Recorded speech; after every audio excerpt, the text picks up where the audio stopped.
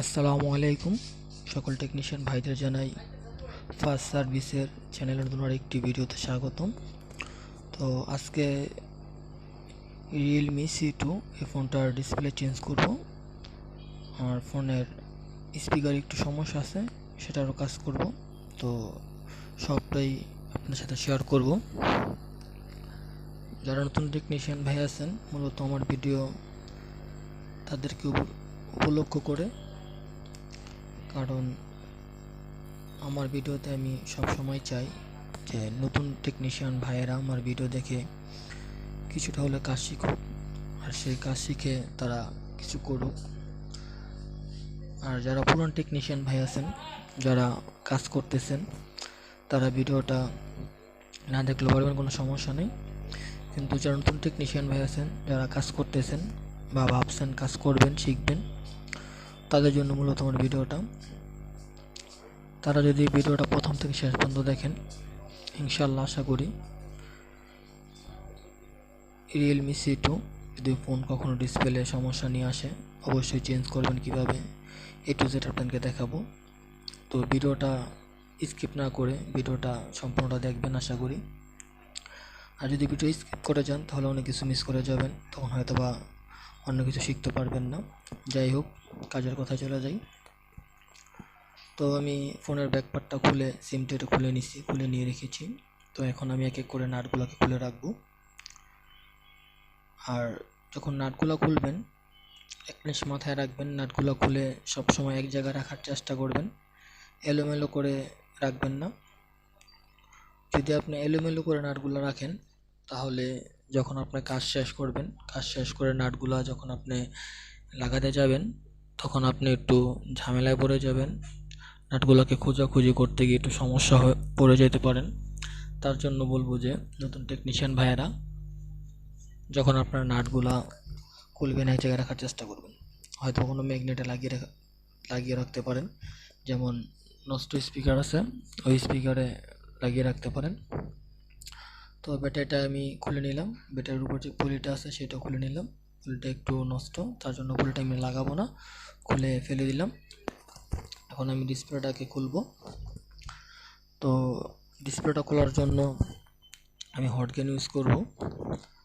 আর অবশ্যই যখন টেকনিশিয়ান ভাইরা হট গ্যান ইউজ করবেন, হট গ্যানের টেম্পারেচার লো দিয়ে হট গ্যানে হাওয়া দিবেন। আর যখন হাওয়া দিবেন, তখন এক জায়গায় হাওয়া দিবেন না, চারো সাইডে ঘুরিয়ে ঘুরিয়ে হাওয়া দেওয়ার চেষ্টা করবেন।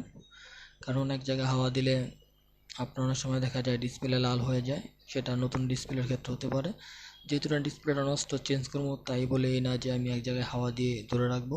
তো এক জায়গায় হাওয়া দিলে অনেক সময় দেখা যায় আপনার যে মিডল পার্টের ফ্রেমটা থাকে, ওই ফ্রেমটাও ড্যামেজ হয়ে যেতে পারে। ফ্রেমটা যদি স্টিলের না হয়, প্লাস্টিকের হয়, তাহলে কিন্তু ফ্রেমটাও ড্যামেজ হয়ে যেতে পারে।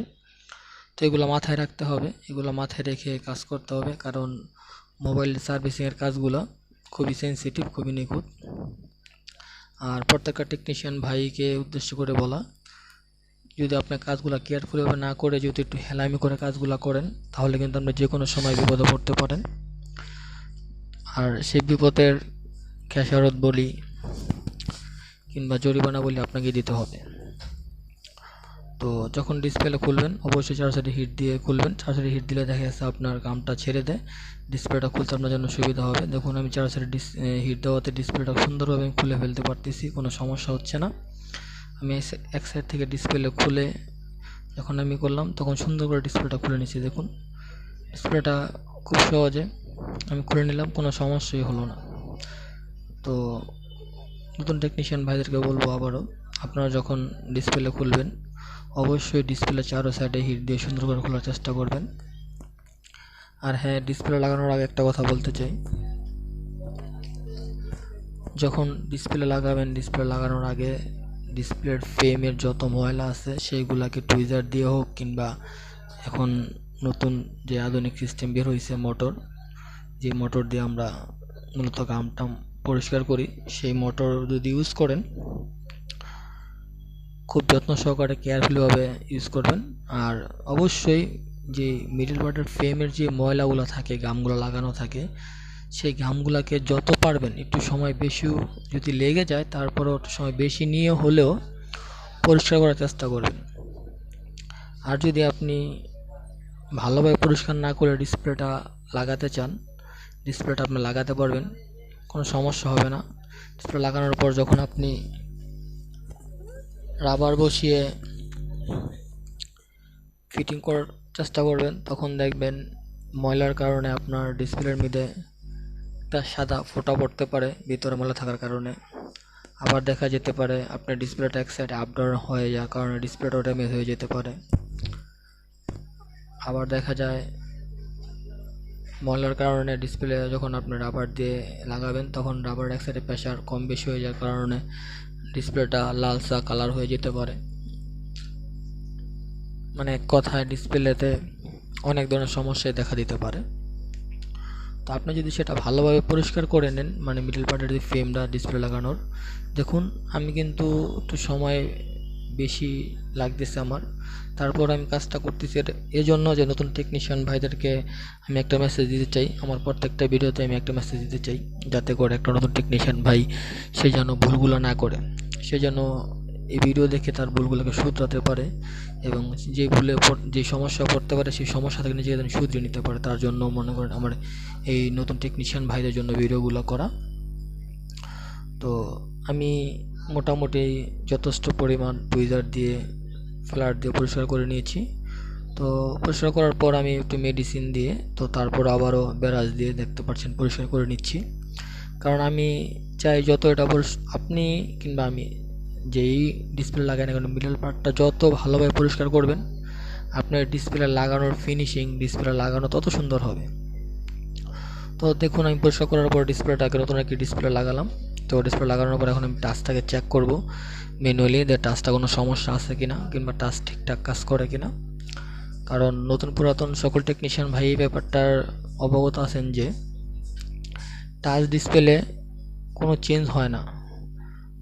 আর টাচ ডিসপ্লে লাগানোর আগে যদি ভালোভাবে চেক না করেন, তো ওই ক্ষেত্রে কিন্তু আপনি যদি লাগানোর পর যদি কোনো সমস্যা হয়, তার ভুক্তভোগী কিন্তু আপনিই হবেন। তাই বলছি ডিসপ্লে লাগানোর আগে অবশ্যই একটু সময় বেশি লাগলেও একবারের জায়গায় দুইবার চারবার ভালো করে চেক করে নেবেন, যাতে করে লাগানোর পর সমস্যা না হয়। তো ডিসপ্লেটা আমি চেক করে নিলাম মোটামুটি। তো চেক করার পর এখন আমি যেই নাটগুলো খুলেছিলাম উপরের কাভারটা খুলে, তো এই কাভারটা বসিয়ে এখন আমি নাটগুলোকে এক এক করে লাগিয়ে নেব। আর হ্যাঁ, নাট লাগানোর ক্ষেত্রেও একটা বিষয় সতর্ক করে দিচ্ছি সকল টেকনিশিয়ান ভাইদেরকে, সেটা হচ্ছে ছোটো নাটের জায়গায় বড় নাট কখনো লাগাবেন না, এটা দেখে শুনে লাগাবেন। আপনি যদি ছোটো নাটের জায়গায় বড় নাট লাগান, তাহলে কিন্তু আপনি একটা বিশাল ধরনের সমস্যায় পড়ে যেতে পারেন। তার এক্সাম্পল আমি বলে দিচ্ছি। দেখা গেছে আপনি ছোটো নাটের জায়গায় বড় নাট লাগালেন, সেই নাটটা কিন্তু টাইটই নিবে, কারণ সেই নাটটার জায়গাটা ছিল ছোট, আর বড় নাটটা লাগালে সেটা প্রপারলি বসবে না। তো আপনি চাইবেন টাইট দেওয়ার জন্য, তার টাইট দিয়ে দিতে একটা সময় দেখা যায় এটা মাদারবোর্ড বেড করে, মিডল পার্টটা বেদ করে মানে কানা হয়ে, তারপর হচ্ছে ডিসপ্লের পর্যন্ত গিয়ে আঘাতটা পড়ে। অনেক সময় দেখা যাচ্ছে ডিসপ্লে আঘাত পড়লে ডিসপ্লেটা ড্যামেজও হয়ে যেতে পারে। তো এটা বিশাল একটা সমস্যা সকল টেকনিশিয়ানের জন্য। তো সেগুলো মাথায় রেখে কাজ করতে হবে। তো নাটগুলাকে মেকে করে সব নাটগুলাকে লাগিয়ে নিচ্ছে, আপনারা দেখছেন। আর যদি আমার ভিডিওতে কোনো ভুল ত্রুটি হয়, অবশ্যই আমাকে সেটা কমেন্ট করে জানাতে পারেন, সেটা আমি শুধরানোর চেষ্টা করব। তো সব নাট লাগানো হয়ে গেছে, এখন আমি ফোনটাকে চালু করতেছি। ফোনটাকে চালু করে আবার একটু চেক করে নিব, কারণ আমার কাজ প্রায় শেষের পর্যায়ে। আর সবচেয়ে বড় কথা হচ্ছে ডিসপ্লে আমি এখন শুধু গাম দিয়ে বসিয়ে দেবো সুন্দর করে। তো তার আগেও আমি ডিসপ্লেটাকে আবার ফোন অন করে নিলাম, ফোনটাকে অন করে আমি সুন্দর করে চেক করে নিব। আর এখানে একটা সিক্রেট একটা বিষয় আছে, সেটা এখনও শেয়ার করিনি, শেয়ার করবো, ভিডিওটা দেখতে থাকুন, কারণ ভিডিওটা দেখলে বুঝতে পারবেন সিক্রেট বিষয়টা কি। খুব গুরুত্বপূর্ণ একটি বিষয় সকল টেকনিশিয়ান ভাইদের জন্য, যারা জানেন না, আর যারা জানেন তাদের জন্য তো ভালো। আর যদি আপনি জানেন না কিন্তু এখন যদি জেনে নেন, সেটা আপনার জন্য ভালো হবে, খুব গুরুত্বপূর্ণ একটা বিষয় হয়ে থাকবে। কারণ খুব গুরুত্বপূর্ণ একটি জিনিস আমি শেয়ার করতে যাচ্ছি। তো ভিডিওটা দেখতে থাকুন। এখন আমি ক্যাচিংটাকে সুন্দর করে বসিয়ে নিলাম, ডিসপ্লেটাকে একটু আলগা করে। তো এখন আমি সিমগুলোকে লাগিয়ে নেব। সিমগুলোকে লাগানোর পর অনেক ফোন আছে সিম লাগানোর পর অটোমেটিকলি রিপোর্ট নিয়ে নেয়। তো এই ফোনটা রিপোর্ট নিচ্ছে কিনা বুঝতে পারতেছি না, রিপোর্ট নেয়নি। তো ফোনটা চালু আছে। কোনো সমস্যা নেই। তো আপনারা দেখতে পাচ্ছেন ফোনটা চালু। তারপর আমি একটু আবারও চেক করে নিব, দেখব সব কিছু ঠিকঠাক আছে কিনা। তো ফোনটা নেট আসে না বিধায় একটু স্লো কাজ করতেছে। এখন নেট চলে এসেছে।